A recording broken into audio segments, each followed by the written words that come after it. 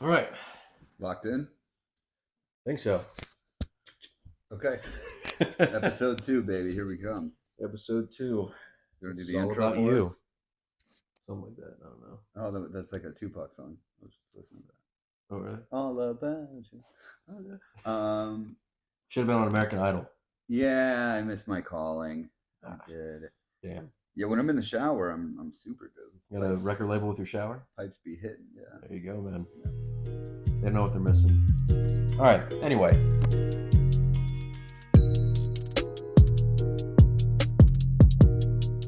Welcome back, everyone, to the Muscle Mind podcast. Again, the greatest podcast on earth, baby. Well, we're probably biased. But anyway. The National Podcast Association just ranked us top. Don't Google that, but they just ranked us top podcast in Singapore. So how about it? he didn't lie. Yeah. Hey. So today we're going to be talking about what we like to call the 5 puzzle pieces. Okay. Matt kind of touched base on what the 5 pieces are and kind of like what we're going to be going over today. Yeah, I mean, Brett and I are crazy about these because I don't know what he would say, but for me, they really encapsulate all the versions of health. Well, when we think of like I want to be healthy, well, is the bodybuilder who can't walk up a flight of stairs healthy? Definitely not. Not necessarily. His heart, his lungs, or her is not healthy, so to speak. That he might have huge muscles. They might have huge muscles, but that's not all there is to health, right? You may look good outside, Right. but inside you're dying. Right. So there are many, standards and metrics that we would say, are you healthy? And it's complicated, to be perfectly honest. And that's why having a trainer, somebody who can say, okay, well, these are the 5 things that you need to focus on. Maybe a couple of those you're knocking out of the park. And we see that with most people. For sure. Clients come in and what would you say are like out of our puzzle pieces, which just to break those down for you guys, we have strength training, nutrition, but basically Brett and I want you to hit your protein target. So For sure. we at first we make the nutrition nice and simple for you. So strength training, nutrition with a protein target, daily activity like your 10,000 steps, some cardiovascular activity, daily activity, then recovery, sleeping, massage, foam rolling, sauna, cold water, stretching, stuff like that. So recovering, helping you recover, and then mindset. So stress mitigation, whether you do yoga for that, maybe you even go on a run for that, that mindset help. And then that also, in the mindset is, what is your mindset? Do you have a growth mindset, a fixed mindset? Something Brett and I will talk about just a little bit today is the difference between those two things. And if you can nail all 5 of those, then you're going to crush. For sure. You're going to see results way quicker. If your goal is lose fat, if your goal is build muscle, if your goal is to rehab an injury, if your goal is to, climb a mountain and you need to build the mental fortitude to be able to do that, whatever the goal is, you will get that goal if you can accomplish those 5 things. All right, yeah, and like I said, and I think you were going to ask me too. It's just like what would be kind of like the most common that people usually hit on the head. Usually, I think the biggest thing that I see with clients is they're either coming in, they're doing their strength training.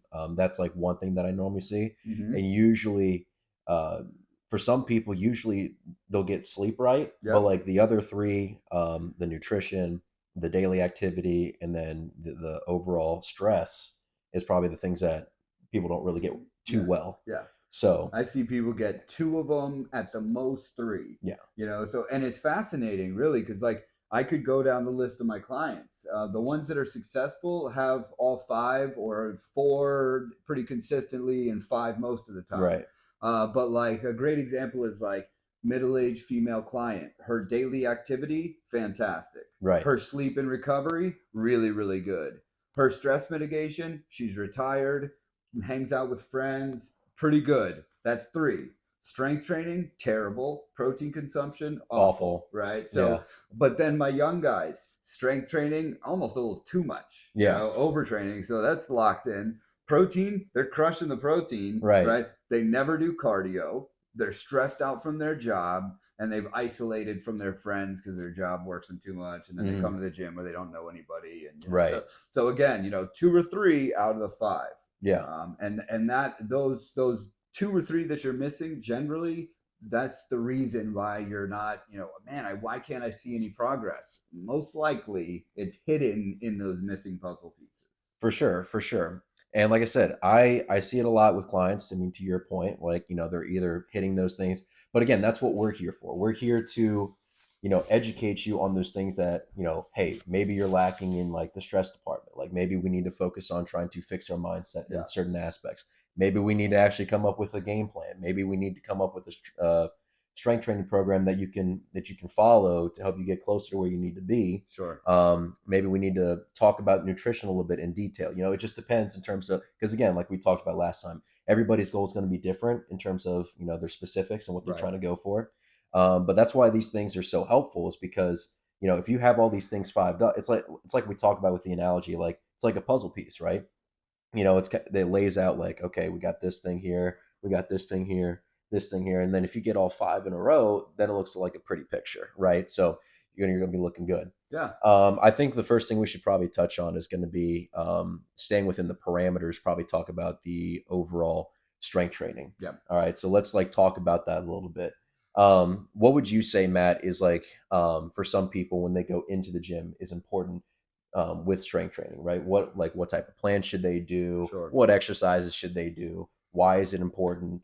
Things of that nature. Yeah, I mean, you could get into the weeds on that, of course, right? You Right. can get as detailed as you want with that and go in infinite possibilities of Hmm. training modalities. And we use crazy myo reps and isometric holds and drop Right. sets. Right. But for the person that's just trying to get a hold on these things, and you're like, Yeah. man, now they were telling me to work out and eat protein. Now they're telling me to do 5 things, Right. It's So like, wait a minute. I'm overwhelmed. But the goal of this specific episode and what we tell our clients is the goal is to not have you be overwhelmed. It's to give Right. you a path. Now you at least know what you have to work on. Now it's about discipline. Now it's about working on it. Exactly. But the 6 keys to physical fitness, I would call them, are power, speed, balance, flexibility, endurance, and coordination.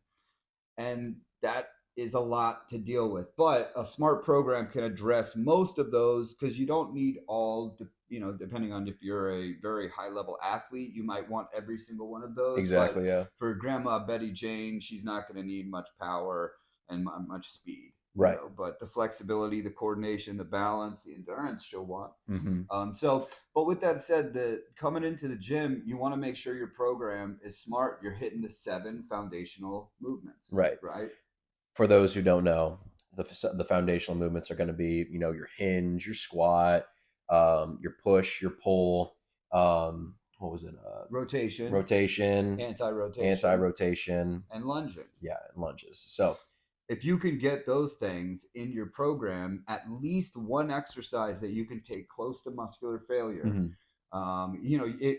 If you are looking to bodybuild, you probably don't need 5 anti-rotation activities in your No, program, but definitely not. you can make it creative. Like maybe take the cables, kneel down, and one cable at a time, alternating. And Right. so you get some anti-rotation in there, and you also are just doing some pec flies on the cable. Or you can do something where, it could be focusing on a whole different muscle group, but like have maybe, let's say, indirect effect, Yeah, right? So there you doing go. something, let's say, maybe like a cable row with the twist, right? A single arm cable row with Right. the twist, and then focus on really turning over. So you're mostly focusing on the lats there, the lower traps, Yeah. but you're also working those obliques a little bit doing that exercise. You can hide in some rotation or anti-rotation into other movements, so you don't have to do specific things. But with somebody who's again, grandma Betty Jane, like, I'm not going to have her be doing something complex, so you're going to grab a Swiss ball and you're going to get on the cable with 3 pounds and you're going to slowly turn. Exactly. Because grandma Betty Jane needs those 7 foundational movements, For just sure. like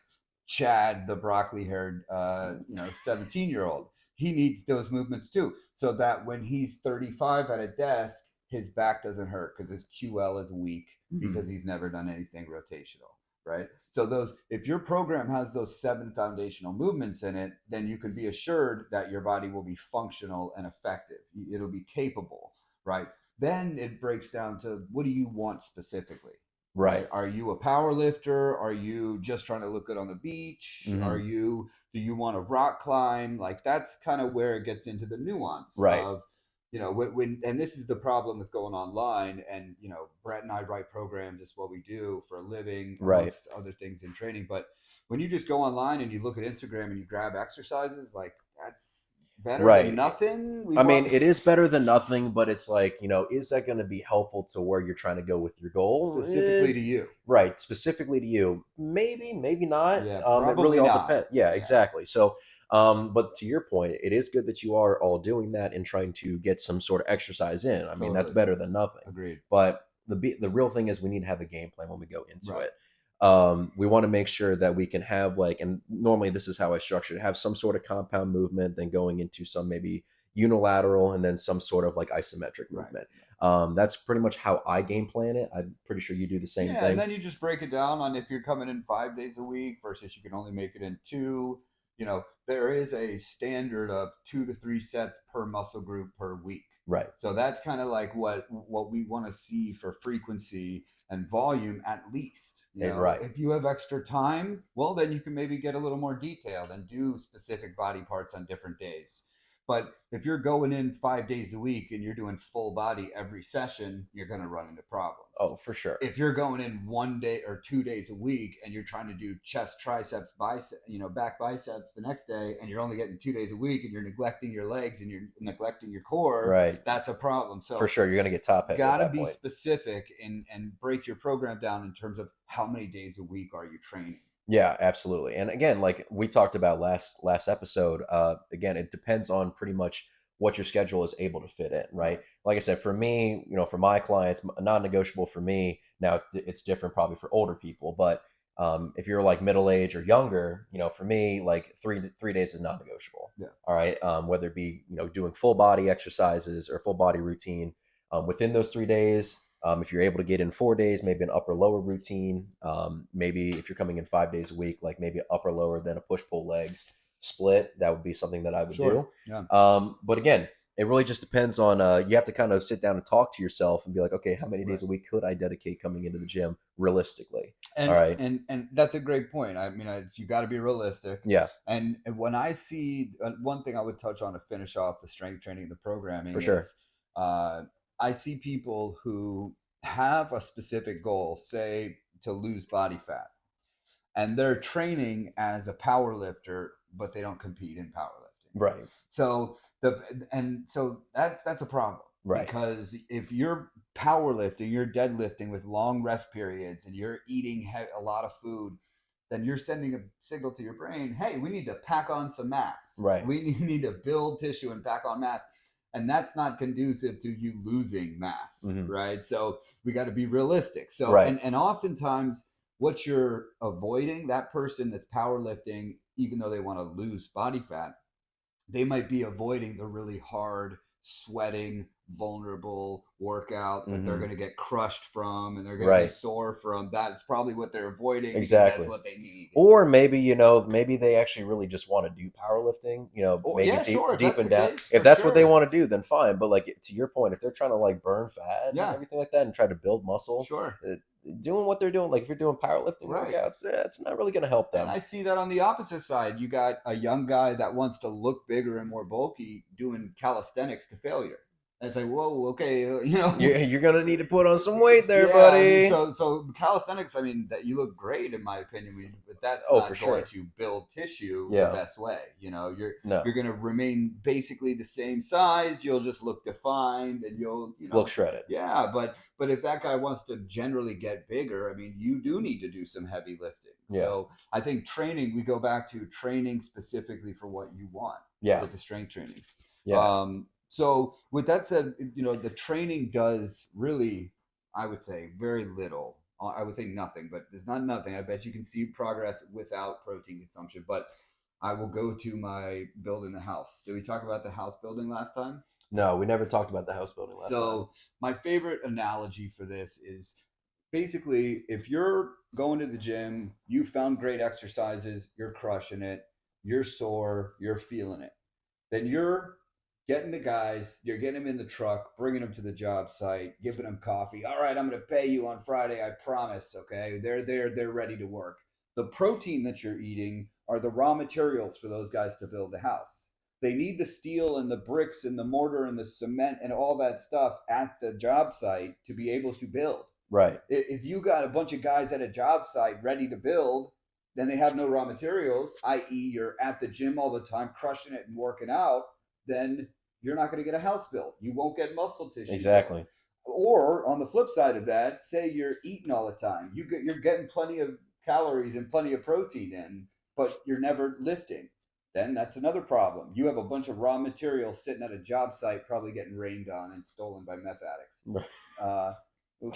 But so my point is, guys, you need both, right? And those that's very important. And this is where I would say, would you say most people fail, like right here, like is the combo? Oh, for like sure, either man. they're not strength training, but they are eating pretty healthy, Yeah. or they're strength training and they're just not getting the protein in. Like that's usually where we see people failing. Well, for sure, absolutely, man. I mean, because at the end of the day, the training is only going to be maybe 20% of what you're supposed to do. Because I mean, at the end of the day, yes, we need to strength train, we need to do all that, right?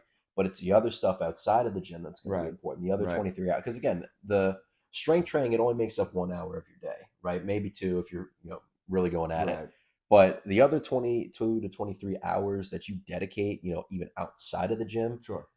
That's going to be where you're going to see the gains, the results in the mirror, because again, nutrition is going to play a big factor in that. And obviously we talk about protein, we talk about, to your point, the raw materials, the carbohydrates, the fats. Right. If we're doing, one more than the other, then obviously we're not going to see the best results that we could be. Sure. And that's why we came up with the puzzle pieces, right? Exactly. Because it's like, we would tell people, yeah, you're only in the gym with me, training with me for an hour out of your day, maybe 3 hours a week if we do 3 sessions. Mhm. You have so many hours in the day. That's where your results will come from. And we're like, okay, cool. Well, what do I do during those 23 hours? So we're like, okay, well, I don't know. Let me see. And then after time of failing and not able to, okay, well, why aren't you seeing results, little Timmy? And little Timmy's like, oh, because I'm sleeping 1 hour a night because my boss at this hedge fund is working me 22 hours a day.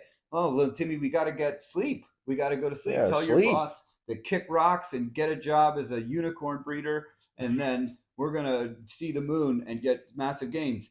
And little Timmy saw great results. So my point is, there was no little Timmy, but yeah, he would have seen results if he got that final puzzle piece of sleep, right? So all these clients later were like, oh, it was this reason why they were stumbling. That was the obstacle for them. And it all came together like, okay, these are the things that people need to do to generally see results. Right. And that's why, we talk about nutrition, because that's going to play a key role in terms of helping the muscles recover. Okay. Obviously, we'll talk about sleep and stress here in a second, but we talk about nutrition, especially with the protein, because the protein is what's going to help. We call those the building blocks, right? Because at the end of the day, it's like built, like to your house, to your point, when we were talking about the house, we're building the bricks up, trying to build the foundation. Sure. When we're actually going into the gym, we're not building muscle. We're tearing the muscles down. We're actually making micro tears, so that way blood fills up to the area. Now our brain is signaling, okay, there's some issues here. We need to help repair that. Okay. All right. And Brett, that's a perfect segue into the stress or mindset, For sure. So we have recovery, we have the strength training, we have nutrition, we have daily activity, stress and mindset, and nutrition and protein, right? But when we talk about tearing the muscle, okay, and we have two different reactions to tearing the muscle, and those illustrate what a growth mindset is and what a fixed mindset is. Yeah. Okay, so little Timmy, he trains hard. Right. He goes home. He's sore. He goes, I can't do this. Yeah. I can't. My body is broken. My body is hurt. I can't. Other Betty Jane goes home. Grandma Betty Jane from earlier. You guys remember Betty Jane? Oh, Betty Jane. Okay. And she goes home. She's sore from her TRX squats that I had her do, 3 sets of 8. Right. And she says, oh, I'm sore. This is going to make my muscles stronger, and then I'm not going to fall and break my hip. Yeah. So she looks at the uncomfortable suffering and she sees progress in the future. Right. Okay. A fixed mindset tells you, oh, I am this or I am that. I am stuck as this thing. I can't run fast. My knee is a bad knee. I have a bad back. Mm-hmm. I can't do this. I can't do that. A growth mindset is somebody that says, how can I do this? Right. How can I do that? Oh, I can't walk because I'm too out of breath. Okay. How can I make it so I can walk? Right. That's the key. For sure. Absolutely. And, to your point, I mean, how many times have you seen a lot of clients come in and you're like, "Oh man, Matt, my knees all messed up, my shoulders messed up, my back, I don't know what I did to my back. I don't know if I can even do these type of Sure. exercises." Sure. I see that a lot in terms of like some of my clients, my clients back in the day. Right. But we want the people that have the growth mindset, and because that's when, if you have the growth mindset and you're not afraid to fail, you know, that at the end of the day is going to be what's going to help you see results. Sure. Sure. So, and like we said before, man, like, if you have that, that's going to help you get to where you need to be. And that's why we talk about that within the five puzzle pieces, Right. man. So Right. that's why mindset's like a big thing. But again, it all goes hand in hand. And that's part one of the things like we as trainers are able to teach people Hmm. is how to switch yourself, because it's easy to say like, oh, just have a growth mindset, just don't stop having this fixed mindset, have a growth mindset. Yeah. And they're like, okay, how? Right. Right. Well, part of it is you question the thoughts you have when you Hmm. have them. So when you have one of the things for the daily activity, the one we'll go over next, we talk about 10,000 steps, or I like 10-minute walks after meals. Right. And there is a wonderful, more than one, there's probably 5 or 6 at this point, but the 10-minute walk study where they take diabetic patients and they have them walk after meals. They have one group stay seated, talk, play cards, watch TV. Another group went on a 10-minute walk. They Hmm. had the same exact meal. This was rigorously controlled.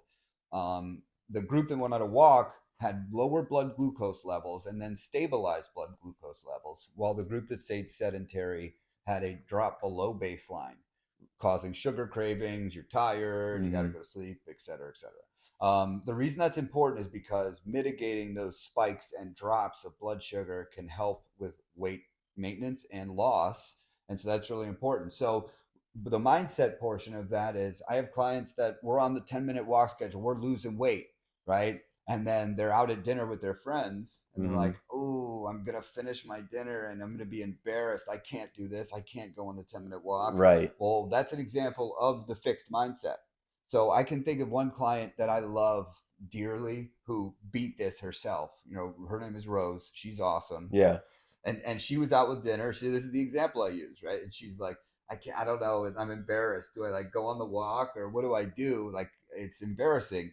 And I texted her back and I'm like, you stand up and you be embarrassed and you say, I'm going on a walk because I'm bettering my life. Right. And if you guys want to make fun of me, like, honestly, you're not my friends.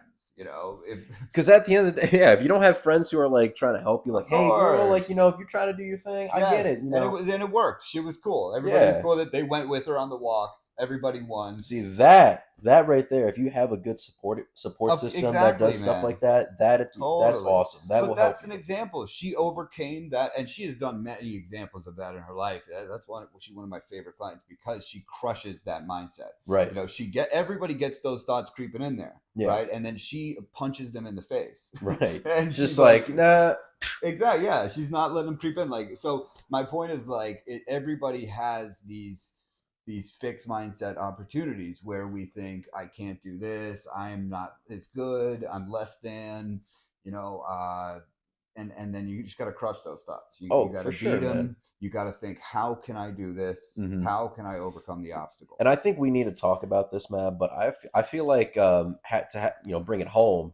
We've all been there. Yep, It's not even just like the clients that we've trained. We've as trainers totally. have been there in terms of a fixed mindset, and Yep, that doesn't even have to mean like us when we have been training or you're training clients or whatever. It could just be life in general. right. We have this like certain thought pattern, and we're like, oh, we're just stuck in our ways, and we just think of that. We go through those times in life where we're like, we have to be like, okay, no, enough's enough. Like you have that aha moment, Right. and I think that's the thing that we're all human and we're all gonna have like those thoughts. But at the end of the day, there's a fork in the road. Either if you're trying to get results, the one path is going down to get results. The other is just staying where you are and staying stagnant. Right. So you got to think, do you want to progress or do you just want to stay where you are and probably stay miserable and not be where you want to be? Yeah. I think And I think we've that been there. simple question of, turning the I can't into how can I? Yeah. Like literally I should make a t-shirt like that. I Honestly. legit, like that is, it's literally just that simple. Right. Is you take the I can't and turn it into how can I, and you will see positive benefit in your life. For sure. They Um, should put that on a t-shirt, so, honestly. but so we've gone over so far strength training, protein, mindset, and we touched on daily activity with the 10 steps, 10-minute walks after meals. That one is a crucial. The daily activity, whether you are bulking because you want to be a jacked Chris Bumstead, you need daily activity for your heart health. For sure. Okay, for your circulation. If you are Betty Jane, my girl, Betty Jane, Man. Betty Jane. If you're my fictional person I just made up for this podcast, Betty Jane, then you need daily activity too for many, many different things if you're over 70 years old. Gotta love Betty Jane, man. Okay. If you're, let's see, what's a good young gal's name? Young Veronica. gal. Veronica. If you're young 27-year-old Veronica who loves going to the club and raves on the weekend, you need walks as well to prevent osteoporosis when For you sure. are 60. Ladies are more at risk for that. So everybody needs walks. Oh, for sure. Everybody needs daily activity. So whether you're trying to use it to lose weight, whether you need it for heart health or just functional movement, there's a great study. My man Brett, one more, will put it up there. But people who walk 4 to 6 miles a day, may have been 6 to 8. Fact check me on that. Hey, what's the guy's name? Benji. Hey, Benji, can you fact check that for me? Benji will bring it up. Yeah. But 4 to 6 miles a day are less likely to die of cardiovascular disease. So whether they ran, whether they just got those miles throughout their day, whether they did dedicated walks to get those miles, whether they climbed up a mountain, and that was some of the, what daily activity, like if they traveled with their feeties 4 to 6 miles, they were less likely to die of stuff Americans die of, heart disease, stroke, right, etc. So very important daily activity. The people way smarter than us. The NIH CDC recommends 10,000 steps a day. Hey, so, man, if they all say that in their studies, then literally non-negotiable. Believe them. Yeah, we're fact checking them. Yeah. We're basically just putting the stuff that they fact checked. Exactly. So and they're doing this off meta-analysis of tens of thousands of humans. So very important. The last one, before I go check on my baby, we're going to do sleep and recovery. So that is also underutilized, right? Right, for sure. Again, and that's the thing, man, is sleep is important, not because of just overall just feeling better when you wake up in the morning and feeling refreshed, Sure. but also for the fact of your human growth hormone when you sleep. Studies have shown that, if you get, between 7 to 8 hours of sleep per night, that your human growth hormone is going to be exponentially higher compared to someone who is, sleeping 4 6 hours. And that's because our sleep cycles. Mm-hmm. So we have light, deep, and REM. And in deep sleep, I believe, is when that growth hormone is released. For sure. The problem with that is that's like a 2.5 hour cycle or so. Mm-hmm. So think about that. If you get 8 hours a night, you may cycle through that 3 times and you get 3 dumps of growth hormone in your deep sleep cycle. Right. If you only sleep 4 hours, you may only get 1 dump of deep sleep growth hormone. So that's a big problem. So you want to cycle through that multiple times. And think of it this way. So when you wake up and you're feeling sore, if you are able to get those hours of sleep, you're not going to feel as sore because you had that human growth hormone being dumped into the muscles to help with the repair, the recovery aspect of things. So that's why sleep's important, man. Yeah. And not only that, just for overall, just, mental health, just feeling better. Dr. Matthew Walker from Australia. He's a great resource for you guys. Dr. Matthew Walker. He's one of the leading experts on sleep in the world right now. Lately, he's kind of turned into an interesting fellow. He was like a clean cut doctor with a polo when I first heard about him. Yeah, now he's long hair with beads, and I'm like, okay, dude. I mean, whatever, live your life, bro. Whatever you want to do. I feel like some doctors who are just wicked smart, they look like straight hippies. Afterwards. This one does for sure. Now. I don't know. But I don't know what happened. He sold a few books and he's like, I'm just going to wear Birkenstocks everywhere. Hey, man. Live my life. But he's a genius. He's published many books. He's very smart about this stuff. But he says 7 to 9 hours, have the room about 68 to 69 degrees, Hmm. no screens 2 hours before bed. That blue light will crush your cortisol For levels. sure, man.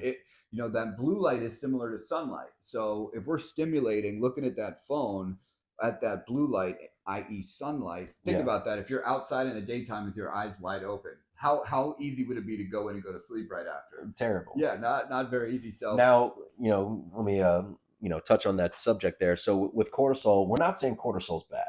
That's not what we're saying. right. But what we're saying is, cortisol is normal within the bloodstream. That's what we're supposed to have in terms of like helping us be alert when we wake up. Sure. You can also do a lot of like, with You're stimulating cortisol when you lift. exactly. When you work out. Exactly. Yeah. But the thing is, and what we talk about when we're trying to reduce cortisol levels is we want to, have them as low as possible throughout the day. Yeah. Right. When we're, going to sleep, we want them low. Throughout the day, we want them low. There's but a obviously, when we natural arc. exactly When you wake up, they're going to go up, and then down. Yeah, when you wake up, it's going to go up in terms of the cortisol within the bloodstream, and then even when you're working out, it's going to go up. But again, if we can try to keep it down here throughout the rest of the day, Yeah.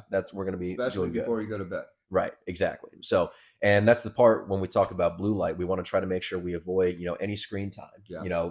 through whether it be our phones, whether it be laptops, whether it be, TV, Right. anything like that. Now, So, being realistic, you're gonna use your phone. for sure. We're gonna use your phone. What are you What gonna are do? you What are you gonna do? What are you gonna What are you gonna do? Hey, Benji, we use the phone at night. Benji says yes. So, Yeah. So what he you can gets do, it. what He you can knows. do is you can either dim it, but I've found that it's just dimmed blue light. So I Yeah. can still kind of, I feel like that Mhm. that blue light there. So there's an accessibility shortcut in your iPhone, probably an Android, I'm not sure. It's super easy. Just Google accessibility shortcut red light. And you can, about an hour before you go to bed, that's what I do on my phone, click, click, click, whole screen turns red. I use the phone as I normally would, but the screen is red and I'm Right. not getting any blue light. Right. Red light has been shown not to stimulate that cortisol production and or keep you alert. So I feel zero impact. I use the phone like that for two. It's actually annoying, so I use the phone less. Right. Because I'm like, this sucks. Like, Yeah, it's just like, so I'm like, whatever. I just put it away. But it's helpful. Yeah, he's just a blue light addict, is what it is. I do love blue light. I mean, that's staring at it. Yeah, But yeah, the sleep is important. I mean, people go as far as to like wear mittens and socks when they're sleeping.